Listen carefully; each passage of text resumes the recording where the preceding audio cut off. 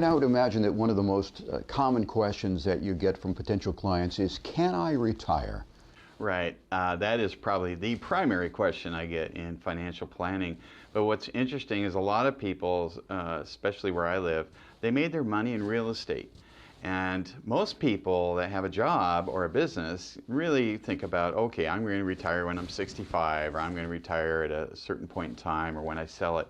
Real estate people, landlords, don't necessarily have that kind of epiphany of a particular date. They just keep owning real estate. And I don't know too many accountants, well, I actually do know a lot of accountants that work into their 80s, but most people, you know, if they work at Boeing or someplace else, they have a retirement age somewhere in their 60s or 50s.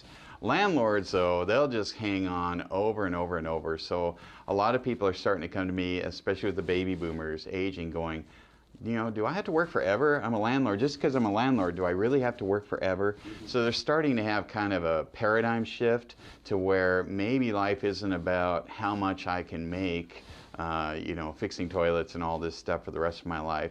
Maybe I want more free time and less stress, and I have to start thinking about my legacy, you know, my legacy plan, who's going to manage this property if I'm not around anymore. So yeah, it's a particularly different question for people that own real estate. So I wanted to talk today about retiring from being a landlord.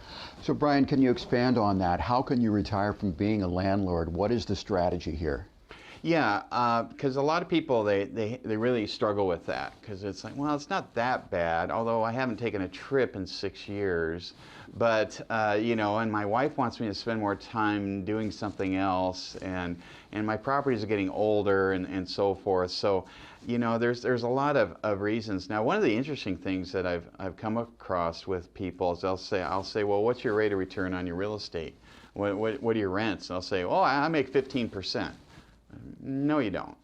If it's 15% of its fair market value, everybody would buy it because it's too cheap. And so they don't really realize that they're only making 1 to 3% on the fair market value of their properties after expenses. So that's another piece of the pie, that they could improve on that and not have to be a landlord the rest of their life. So it's a tough decision-making thing. It's the decision on when to retire and not to retire. But with real estate, again, landlords, they struggle with a little extra problem related to that. Brian, what are some of the disadvantages to using passive real estate? Well, obviously, being an active real estate owner, you got to be the landlord, and some people don't mind that. They like fixing toilets and doing all that stuff. But I think a big problem with that is deferred maintenance. If you've owned a property for a long time, every once in a while, because I'll ask people, well, what do you earn on this? Well, my rents are X, my expenses are Y. Oh, according to your tax return, they aren't. Oh yeah, I had to replace the roof last year. What about the year before that? Oh yeah, we had water damage. How about the year before? Oh yeah, there's always these things that come up that are unexpected. So deferred maintenance is a tough one.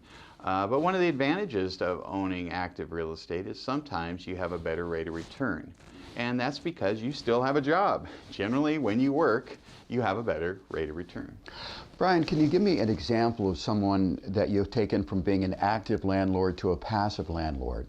Yeah, I remember I was giving a seminar, and this guy was, well, you know, I could do a lot better than those passive real estate. I make the 15%. That was that guy. And I said, really, 15%?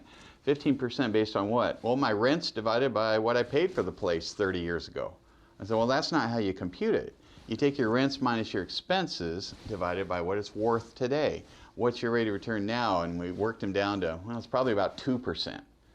Okay, so he was comparing passive real estate returns to his 15% miscalculation when he should have been comparing it to 2%.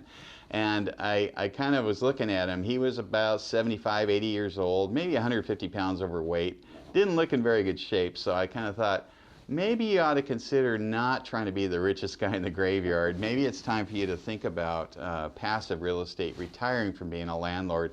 And by the end of that, he was like totally on board. He said, yeah, it is what I need to do. I had this all wrong. Great information, Brian. Thanks for that. You got it.